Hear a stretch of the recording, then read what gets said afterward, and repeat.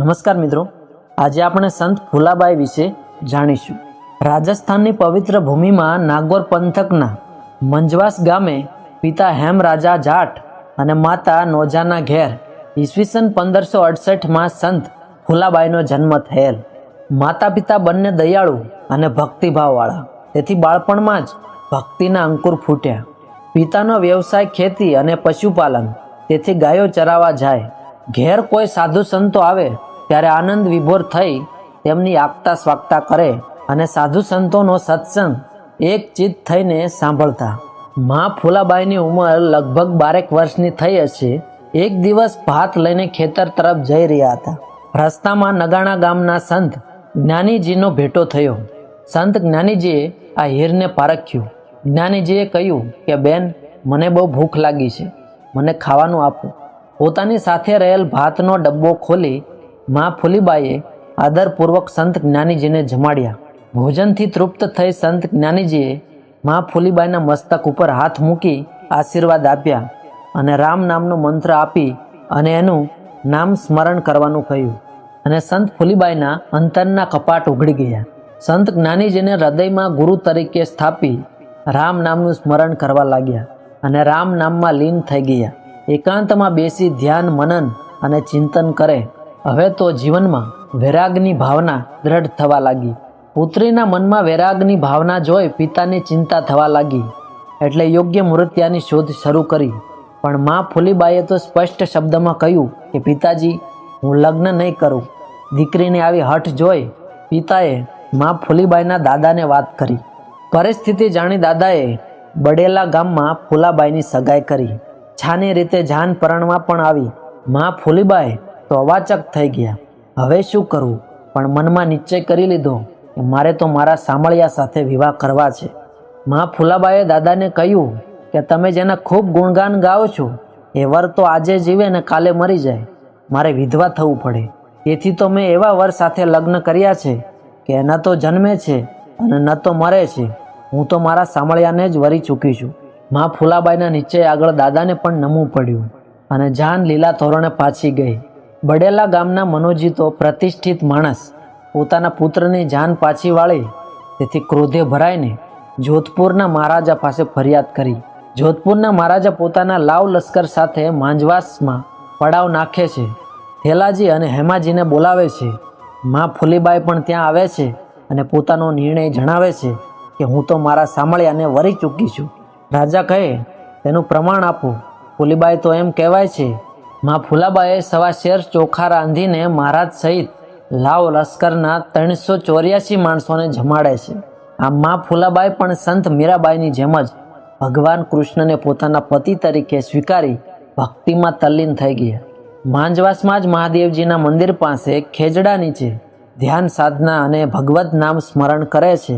ભગવાનની પ્રેમ લક્ષણા ભક્તિના તરબોળમાં ફૂલાબાઈની ભક્તિની સુવાસ ચો તરફ ફેલાવા લાગી। દૂર દેશાવરથી પણ સંતો, ભક્તો, મહંતો તેમના આંગણે આવી ભજન સત્સંગ કરતા। મહારાજા જસવંતસિંહે પણ સંત ફૂલાબાઈની ભક્તિની કીર્તિ સાંભળી, એટલે એક વખત તેઓ એકલા સંત ફૂલાબાઈના આંગણે આવે છે। સંત ફૂલાબાઈ એ સમયે બહાર ગાયોના વાડામાં છાણા થાપતા હોય છે। રાજાએ પૂછ્યું, ફૂલીબાઈ ક્યાં છે? સંત ફૂલીબાઈ બોલ્યા, હું જ ફૂલીબાઈ છું, એમ કહીને પોતાના કામ છાણા થાપવામાં લાગી ગયા। મહારાજ ત્યાં જ ઊભા રહ્યા। એટલામાં થોડા છાણના છાંટા ઉડીને રાજાના કપડા ઉપર પડ્યા। તો પણ સંત ફૂલાબાઈ તો પોતાના કામમાં જ મસ્ત હતા। રાજા ફાટે આંખે જોઈ રહ્યા અને મનમાં વિચાર કરવા લાગ્યા કે કાંઈ લાજ શરમ નથી। હું મહારાજા હોવા છતાં એના ઘેર સત્સંગ કરવા આવ્યો, પણ આ તો કાંઈ ધ્યાન પણ નથી આપતી અને ઉપરથી છાણના છાંટા ઉડાડ્યા અને મારું અપમાન કરે છે।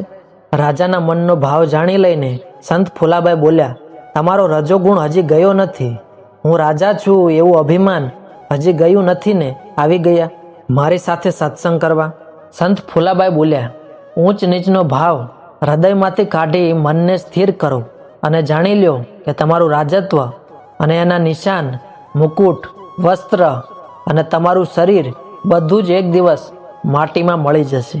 આમાંથી બચવું હોય તો પ્રભુનું ભજન કરો, બીજો કોઈ ઉપાય નથી।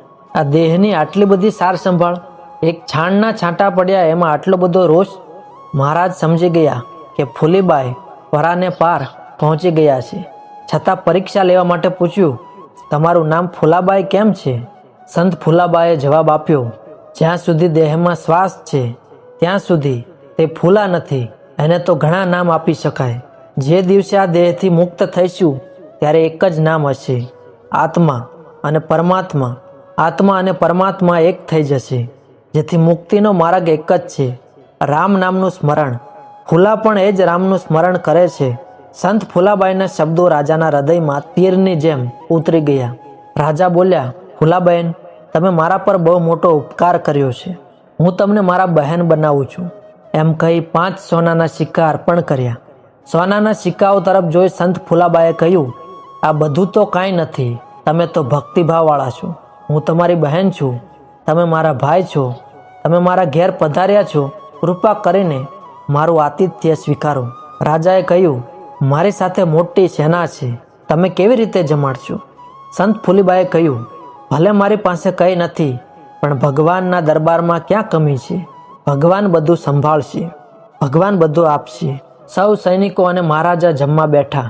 સંત ફૂલાબાઈએ જાડી બાજરીની રોટલી અને રાબડી તૈયાર કરી. જેમ જેમ પીરસતા ગયા એમ પાત્રમાં આવતું ગયું. બધા જ સૈનિકોને પ્રેમથી જમાડ્યા. ભોજન બાદ સંત ફૂલાબાઈએ લાવ લશ્કર માટે પાણી પીવા માટે 4 ફૂટ ઊંડો કૂવો ખોદ્યો, જેમાંથી પાણી નીકળતા સૌને તૃપ્ત કર્યા.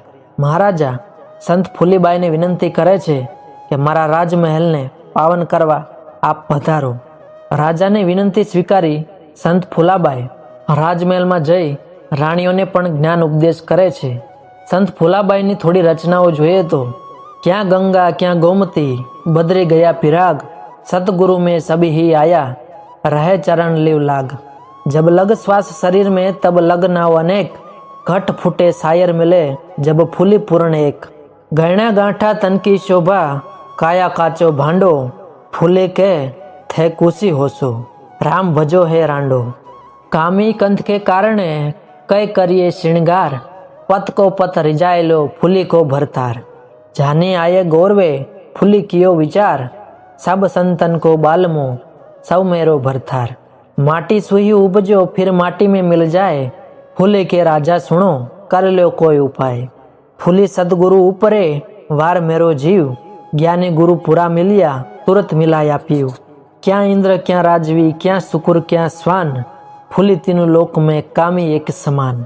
ऊंचो नीचो कहाँ करे निहचल कर ले मन, जुग्गो सिर की पागड़ी माटी मिलसे तन. થોડા દિવસો રાજમહેલની રાણીઓ દાસ દાસીઓ સૌને જ્ઞાન ઉપદેશ આપી ગામ માંજવસમાં પધાર્યા. રામ નામનું સ્મરણ કરતા કરતા મા ફૂલીબાઈએ ઈસવીસન 1646માં 78 વર્ષનું આયુષ્ય ભોગવી જીવતા સમાધિ લીધી અને ભગવાનમાં ભળી ગયા. આજે આપણે સંત ફૂલાબાઈને ભાવથી વંદન કરીએ.